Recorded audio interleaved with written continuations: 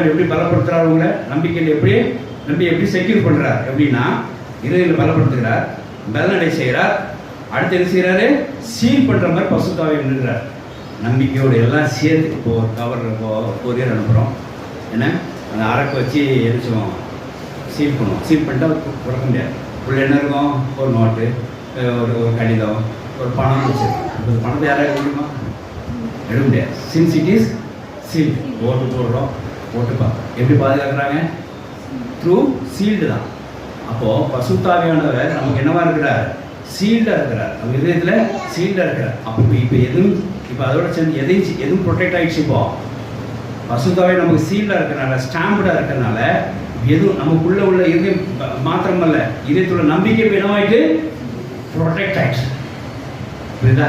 அப்போ பரிசுத்தாவியானவர் நமக்கு இருக்கும்போது நம்ம பலப்பட்டு பலனடைஞ்சு